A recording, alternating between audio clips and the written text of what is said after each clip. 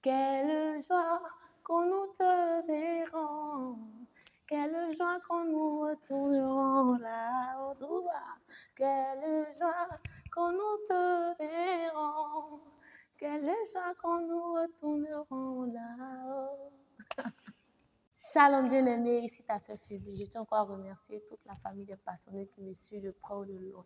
Et encore joyeuse fête de Pâques.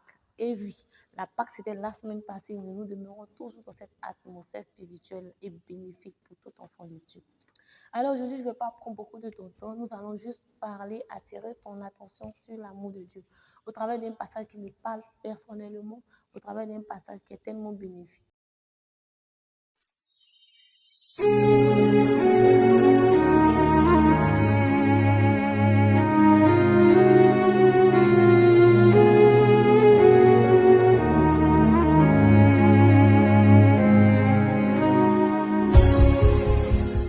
Dans le livre de Luc 15, à partir du verset 11, il nous est relaté une histoire tellement fascinante d'un père et ses deux fils.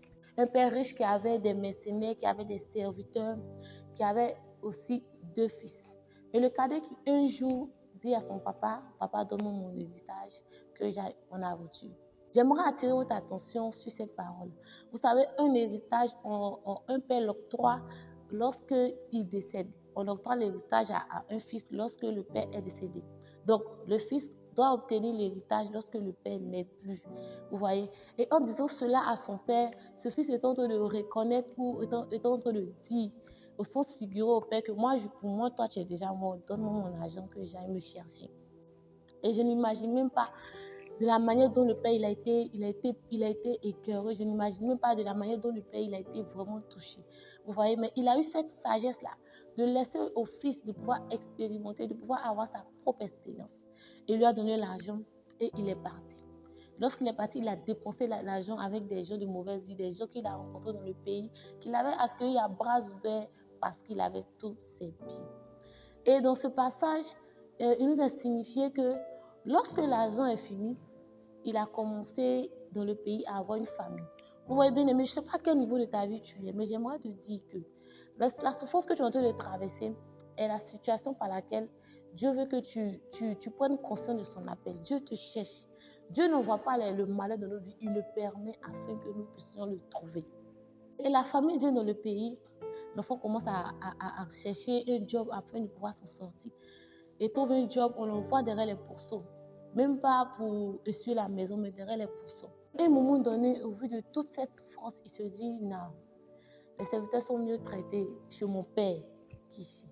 Donc j'irai là-bas. Je lui dirai que j'ai mal agi envers lui, envers le ciel. Et le fils va. La Bible nous dit que dès que le père aperçoit son fils, il envoie ses serviteurs chercher la plus grasse de toutes ses bêtes. Il met de l'anneau sur le doigt de son fils et il accueille tel un roi. Comme si son fils ne lui avait jamais dit « donne-moi mon héritage ». Au fait, le père ici représente Dieu.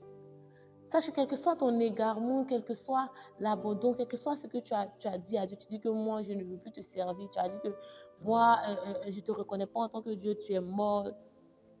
Quel que soit le rejet que tu ressens, quelle que soit cette envie-là de ne pas reconnaître Dieu, d'aller contre sa volonté, il ne te veut aucun mal. L'amour de Dieu est sans limite, l'amour de Dieu est désintéressé, l'amour de Dieu est sans rancune. Alors aujourd'hui, je veux encore t'appeler à revenir à la maison, à revenir à la source. Pour toi, nous allons tuer le veau gras. Pour toi, nous allons fêter. Pour toi, il y aura de la joie dans le ciel. Ne laisse pas toutes ces situations te faire perdre le temps. Il y a tellement de bénédictions, tellement de bonnes choses dans la maison du Seigneur. Alors n'aie surtout pas honte de revenir. Personne ne te condamnera, personne ne te jugera, puisque lui-même le Père ne le fait pas et il ne le fera jamais. Jésus t'appelle aujourd'hui. Sois béni. Bien-aimé, c'est la fin de ce message. Aujourd'hui, j'avais à cœur de faire ce petit message pour parler à une personne particulière qui se retrouve dans cette situation. Que le Seigneur te restaure, que le Seigneur encore t'accueille dans sa présence. Demeure béni et n'oublie surtout pas, Jésus t'aime.